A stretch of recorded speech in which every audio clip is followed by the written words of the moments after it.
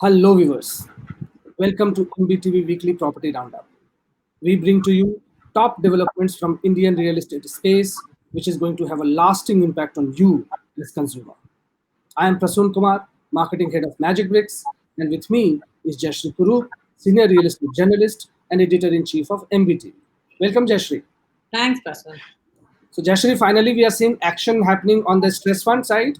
And the Yes. first news that came was finance minister saying that about 8,767 crores have already been approved for about 18 projects under the stress fund. Yes. How do you see this development, and how do you think we should be accelerating this?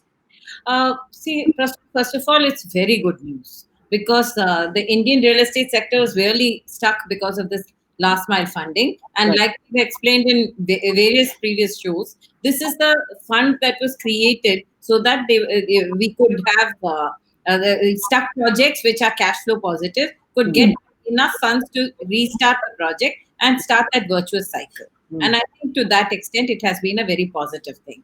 And the fact that such a large number of projects have been cleared clearly shows the government's intent that we should get the sector moving. So this is the first time the government has come up with a really concrete plan of how the sector has to go, and it's not only in one or two cities; it's across cities.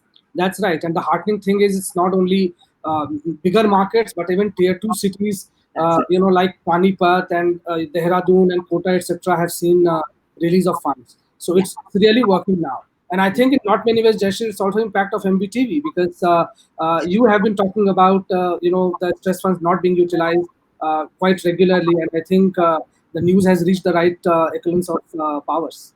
I believe so, Prasun. I think actually the thing was that a lot of fund has been released, but Hmm. had been allocated. But unless somebody is willing to take that risk, and somewhere I think between the RBI and the Finance Ministry, with all the representations that we've had on MBTV and various other forums, I Hmm. think what they've really done is they've given them that push and said, "Let's clear this." And I Hmm. think it's one of the most positive news I've heard in the sector for a long time. Yes, and let's just hope that this gets accelerated and more projects avail of this fund. Now, moving Jashri with this news, now Supreme Court has been told by the center-appointed board of directors of Unitech that they will be delivering or handing over about 15,000 Unitech flats to buyers in 4 years. Is it a good news? How do you see this, and is it sufficient? Rasun, Unitech has way more than 15,000 flats left. And Hmm. if you read the fine print, I didn't like what I read. What Mhm. they've said is that the consumers, a lot of consumers who waited for years and years, are asking for a refund. They say, unilaterally, they want to say no refund to consumers because if we refund, it's about 11,000 crores. If we have 5,000 crores, we can build the houses. Therefore, we will build. Hmm. And what is the means of building? We will take money from the same consumers. So the Hmm. consumer can't ask for a refund, but he has to pay back everything so Hmm. that the house can come in 4 years Hmm. and 15,000 flats. I Hmm. think there are a lot more than that in Unitech. So I think this is again taking the consumer for a ride. There will be a lot of discussion around this. Hmm. Okay. Uh, Now, moving towards west in Mumbai, there were a couple of developments that happened.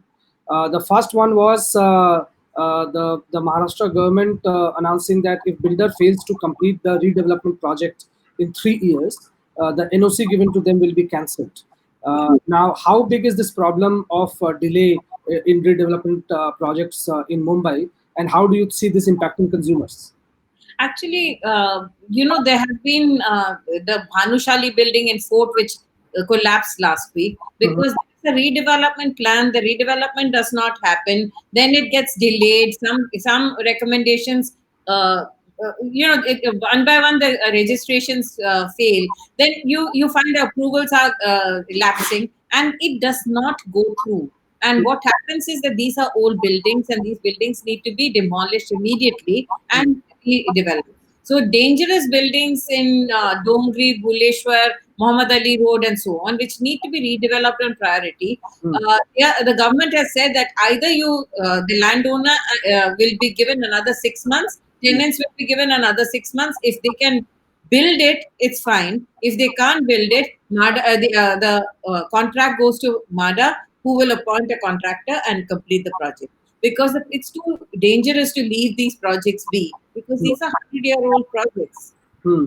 and they can fall any time. And you know that there has been a series of buildings that have fallen over the years in Mumbai.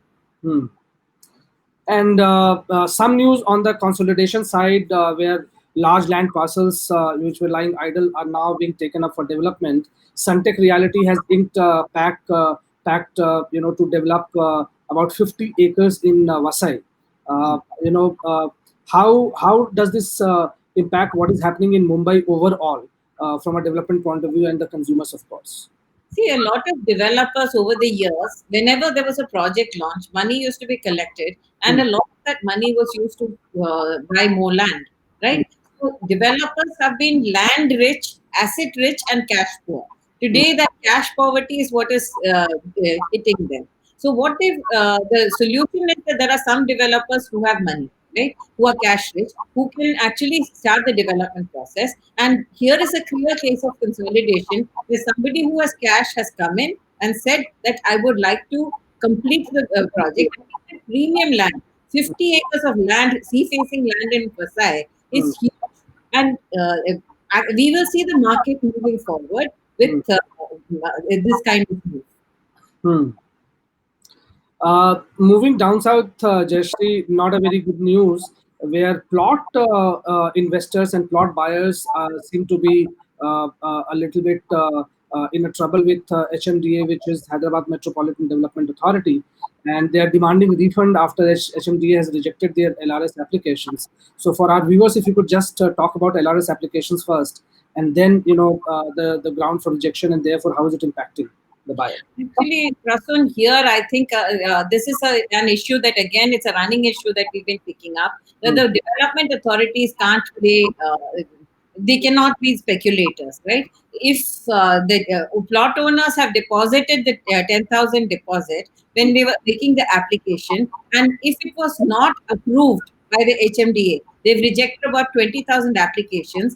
They cannot now say that that 10,000 deposit is forfeit. Why would a buyer forfeit 10,000 rupees to a development authority? The very principle is wrong. Hmm. So I think that that is the issue, that the development authorities are acting in an extremely high-handed way. All Hmm. of them need money. They spent money on COVID. They all need to shore up their finances. Hmm. It should be at the cost of the home buyers, the plot buyers. Hmm. Sure. So, on that note, this is it for this week's roundup. We'll come back again next week with lots of developments. Stay tuned on MBTV. There's a lot happening here. And there's a lot happening in the market as well. Hmm. This next 2 weeks, we expect a lot of announcements to take place. So do keep listening in, because these are the things that will impact you as end users. Thank you so much for watching.